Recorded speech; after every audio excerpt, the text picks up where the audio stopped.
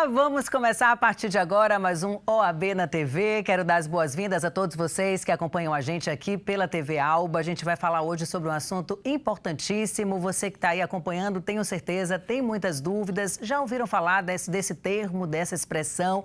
Mas, lógico, a gente precisa cada vez mais se informar sobre as novidades que chegam acerca dos temas modernos. Por exemplo, você sabe o que é stalking? Já se sentiu perseguido na rua, na internet? Já recebeu algum tipo de ameaça via e-mail, via rede social? A gente tem aí várias redes que pessoas criam redes fakes para nos observar, nos seguir e mandar muitas vezes mensagens que são desagradáveis, não é verdade? A gente vai falar sobre esse assunto e aqui, seguindo aí os tempos modernos, eu estou com a minha convidada, a doutora Daniela Portugal. Olá, doutora, tudo bem? Seja bem-vinda. Olá, Milena, muito obrigada pelo convite. Estou à disposição sempre. Esse é um tema muito importante. Doutora Daniela Portugal, gente, é presidente da Comissão da Mulher Advogada na OAB Bahia. E a gente vai tratar sobre esse tema, doutora Daniela, já perguntando o seguinte. A gente sabe que stalking é um termo em inglês que significa perseguidor, perseguindo.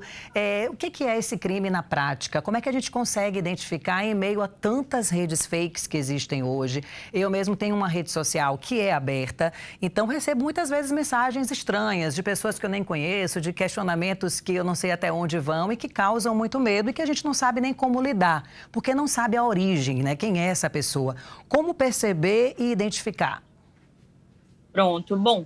O crime de stalking, ele não estava previsto inicialmente no nosso Código Penal, né? Foi introduzido recentemente, ele foi inserido no artigo 147-A, no ano de 2021, no nosso Código, né, Penal, e se refere ao crime de perseguição.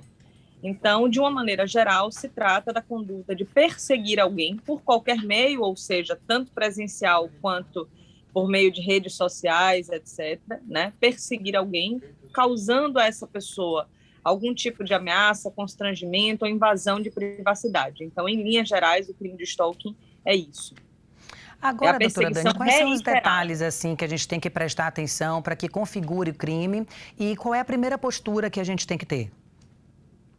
Bom, a redação da lei, ela não é uma redação muito precisa, isso foi inclusive alvo de crítica, né, com relação à nossa escolha legislativa, porque o que se criminaliza é perseguir alguém reiteradamente. Então, a partir de quantos atos eu tenho uma perseguição? A gente não sabe ao certo porque o legislador deixa isso em aberto, né? Então, o que é perseguir alguém reiteradamente? Então, vamos supor que hoje eu te mande várias mensagens, inúmeras mensagens. Né? Isso já caracterizaria uma perseguição reiterada? Eu precisaria de uma conduta que se prolongasse por mais dias ou não? Então, isso ainda está em aberto e como a lei ela é muito nova, o tipo incriminador ele é muito novo, ainda não sabemos qual será o alcance que os nossos tribunais irão dar. O fato é que o crime se refere a uma perseguição reiterada. Ou seja, não basta um único ato, haverá necessidade, né, de reunirmos uma multiplicidade de atos para caracterizar o crime de perseguição. E o que fazer diante disso, né? Esse é um crime que só se procede mediante representação. Então, o que seria essa representação para o entendimento hoje dos nossos tribunais, né? O comparecimento em delegacia para o fim de registrar o boletim de ocorrência referente àquelas práticas já será tomado, né, validado a título de representação para fins penais. Então, basta que a vítima se dirija, né, a uma delegacia para manifestar o seu interesse de ver aquele fato sendo processado, sendo investigado. Muito bem. Falando, então, nesses tempos de cybercrime, a pessoa deve tirar print dessas mensagens aleatórias, seja no e-mail, no WhatsApp ou em redes sociais, e ir direto na delegacia. Primeiro passo, então, seria esse, se for reiteradas vezes. Sim, e ao retirar os prints, eu aconselho, inclusive, registrar ata notarial, porque, às vezes, a pessoa que te aborda via rede social, por exemplo, ela pode eventualmente apagar a mensagem, né? Então, você tira um print e depois como é que você vai provar que aquele seu print não é uma imagem adulterada, né? Como é que você vai provar que, de fato, aquela mensagem, naquele momento, estava ali e que depois sumiu? por meio da ata notarial.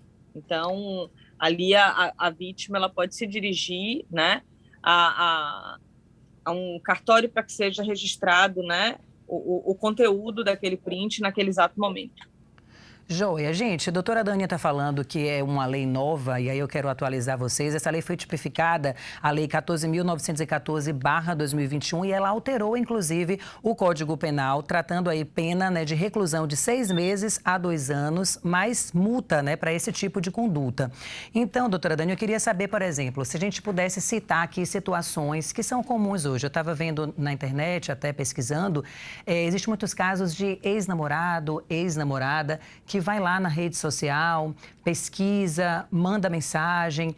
De que forma a gente vai identificar aquilo ali como um tipo de crime? Como é que a pessoa pode até falar com a outra pessoa sobre o que está acontecendo? Eu vi que a gente não deve tentar um acordo, né, com o stalkeador, mas o que eu devo fazer? É muito bom você ter tocado nisso, né? Tecnicamente, o stalking ele é um crime que pode ser praticado e sofrido por qualquer pessoa. Mas, ao lado disso, nós sabemos, e o legislador também esteve atento a isso, que existe um fator de gênero que está muito relacionado a esse tipo de infração. Então, é muito comum que mulheres sejam vítimas dessa prática, né?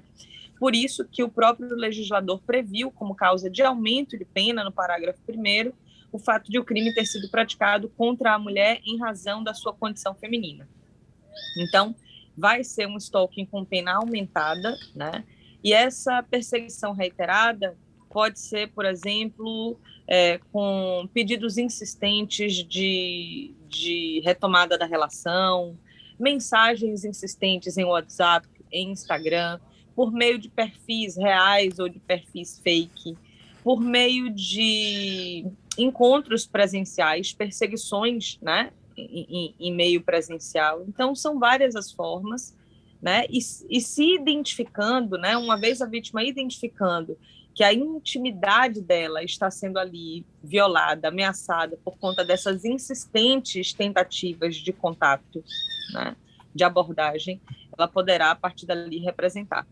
Com a representação, né, a investigação criminal ela vai ser iniciada, né, irão ser, né, a gente vai buscar ali os elementos probatórios que possam viabilizar no futuro uma condenação, e no caso de a vítima ser mulher e de esta pessoa que a esteja perseguindo, seja um companheiro, um ex-companheiro, um ex-marido ou qualquer outra pessoa com quem ela houvesse tido uma relação íntima de afeto, será possível, ao lado da investigação criminal, se valer das normas que hoje estão presentes na Lei Maria da Penha. Por exemplo, requerendo a aplicação de medidas protetivas de urgência para determinar logo de imediato a impossibilidade de manutenção de qualquer tipo de contato com a vítima. Essa é uma das medidas protetivas de urgência mais comuns. Lembrando aqui, mais uma vez, que o descumprimento de medida protetiva é também um crime. Dani, me ocorreu aqui agora, eu sou mãe, né? Tenho 2 filhos. As crianças e adolescentes hoje estão cada vez mais utilizando o celular e as redes sociais. E aí eu lhe pergunto, quando a vítima desse tipo de crime é uma criança, é um adolescente ou até mesmo um idoso, né? Que desconhece esse tipo de lei, não sabe que postura tomar. O que é que a gente deve fazer para alertar esse tipo de público? Que cuidados especiais a gente também tem que estar atento?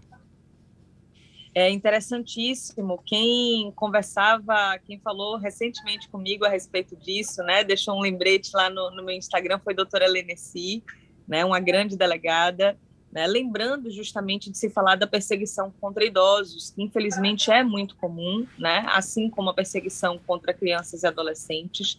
São pessoas em situação de maior vulnerabilidade, né, com maior dificuldade de exercício do direito de defesa. Então, são vítimas preferenciais também dessa prática de crime, né? Além das mulheres em situação, né, de términos de relacionamento ou composições que profissionalmente as deixem em maior situação de visibilidade pública, né, como você mesma colocou. Mas as crianças, adolescentes e idosos também são vítimas preferenciais, e é por isso que o legislador também prevê para esses casos aumento de pena. Então, o stalking ele também terá pena aumentada nos casos de a vítima ser criança, adolescente. Lembrando que criança e adolescente vai ser um conceito extraído a partir do ECA, né? Portanto, criança possui idade menor de 12 anos, adolescente idade maior ou igual a 12, menor que 18, né? E os idosos também ali com idade definida nos termos do Estatuto do Idoso, com a idade acima de 60 anos, igual ou acima de 60 anos. Dani, outra preocupação que eu fiquei aqui pensando, essa questão do não negociar, né? Que é uma recomendação que vocês, advogados, né, têm para a gente não negociar. Mas, de certa forma... É o ideal.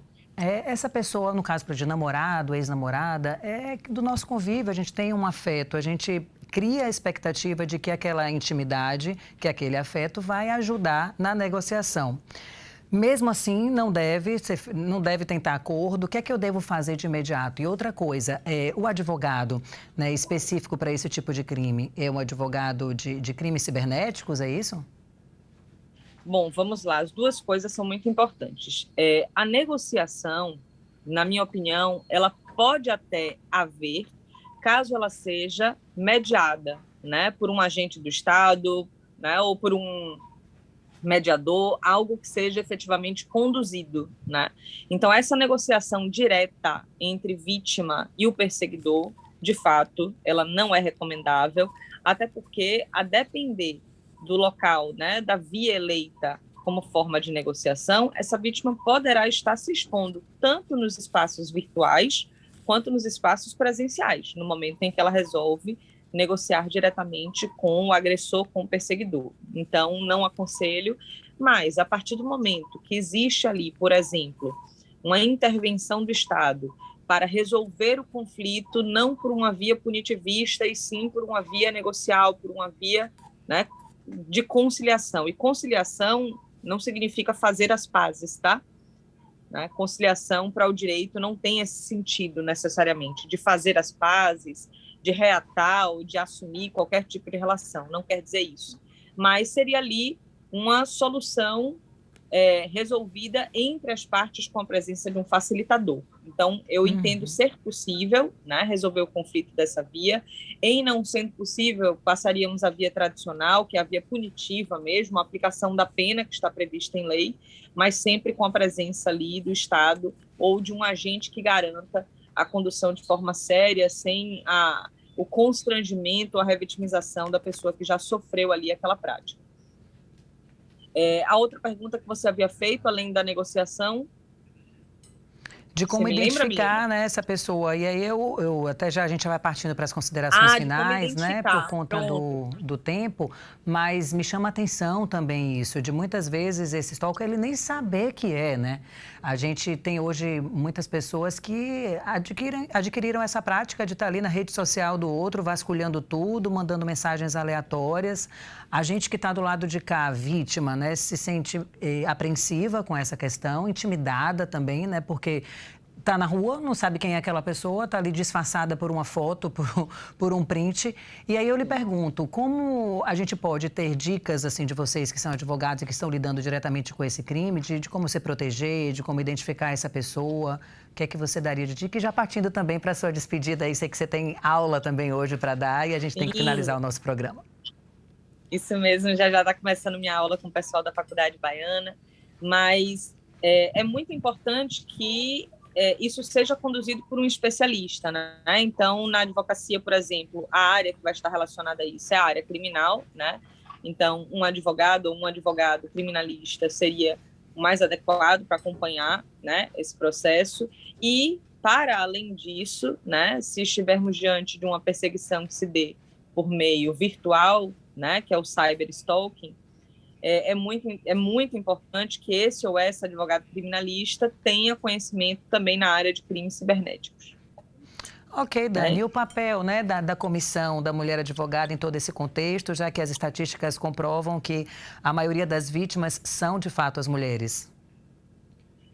A Comissão da Mulher Advogada, ela tem hoje se preocupado muito em exercer um papel informativo, né, para que as pessoas entendam o que é esse crime, quais são os limites, até para que as próprias vítimas consigam se perceber enquanto vítimas dessa prática, né? Às vezes alguém sofre um crime sem entender que aquilo dali, né, é uma conduta que está tipificada no Código Penal, o que fazer, como coletar provas.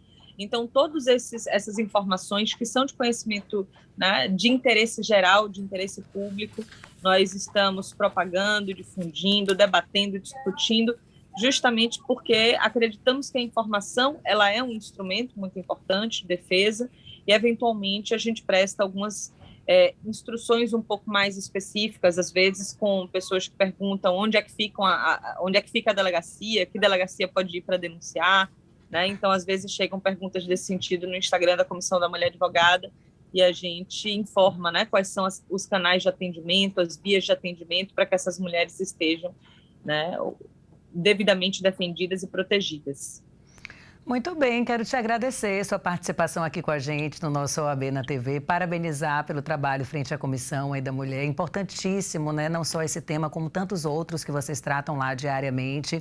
Dizer para você que está em casa e acompanhando a programação da TV Alba que as redes sociais são sim um importante instrumento para essas informações, para a sua qualificação. Então, se você ainda não segue, ainda não conhece, vai lá no Instagram da OAB, no Instagram também da Comissão. Quero desejar um excelente dia, Dani, para você. Obrigada pela sua companhia aqui com a gente. Muito obrigada, Milena. Eu vou agradecer em meu nome e em nome de Renata Deiró, que é presidenta da Comissão de Proteção dos Direitos das Mulheres na OAB, que também faz um trabalho em conjunto com a CMA, informativo e protetivo. E dizer que é sempre um prazer estar dialogando com você, que seleciona tão bem os temas, que a gente vai estar tratando aqui, debatendo, e porque a gente acredita na informação, como eu te disse, como uma via de proteção. Então, estaremos sempre à disposição. Muito obrigada. E você que acompanhou o programa com a gente se despede por aqui. O programa foi mais curtinho hoje, mas semana que vem tem mais. Obrigada. Um excelente dia a todos. Tchau, tchau.